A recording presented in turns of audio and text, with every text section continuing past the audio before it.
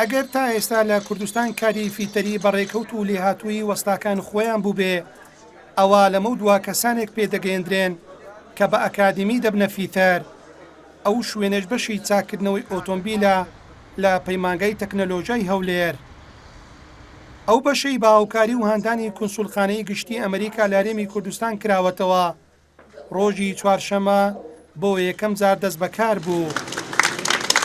لە ئاهەنگی دەستپێکی بەشەکە وەزیری خوێندنی باڵا و توێژینەوەی زانستی ئاماژەی بەوەدا لە هەرێمی کوردستان ملیۆنێک ئۆتۆمبیل هەیە، بۆیە گرنگە وەستا و فیتەری ئەکادمی هەبن بۆ چاکردنەوەیان لە کاتی تێکچوون و خراپبوونیاندا.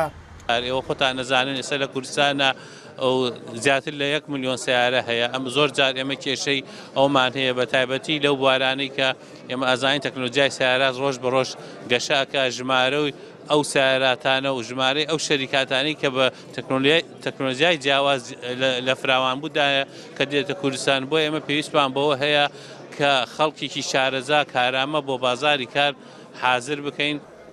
ئەو کەسانەی وەرگیراون بۆ ئەوەی لەم بەشە بخوێنن گەشتبینن بە داهاتویان و دەڵێن ئەگەر لە دوای دەرچوونیشیان لە پەیمانگا چاویان لەوە نییە حکومەتدایان بمەزرێنێ. ئامانجی ملهاتنی ئەم بەشە ئەوە بوو کە ئەو بەشە خولیای من بوو لە داهاتوو دەتوانم پشت بەخۆم بەستنە تەنها لە سەشانی حکومەت وەزی بێلم، هەروەها دەتوانم ینی ئەگە دامەزراندنیش نەبی دەتوانم بەخۆم خۆم ینی کارەکان بکەم. بەشێکی زۆر باشە ئەمساڵ کراوەتەوە، بە ئیسیفادەیەکی زۆری هەیە بۆ قوتابی، دەتوانین لە پاشە ڕۆژ پشت بەخۆی بەستێت لە دەستپێکردنی ژیان بۆ بزێوی ژیانی بگەنجێنێت. قسمێکە کە ئیسیفادەیەکی زۆری هەیە، دەتوانین لە زۆر شوێن دەست بەکار بکەیت، دەتوانین لە مستەقبل پشت بەخۆت بەستی. بەگشتی 35 کەس لە یەکەم ساڵی خوێندن وەرگیراون کە هەر هەمویان کوڕن و خوێندنیش تەنیا 2 ساڵە.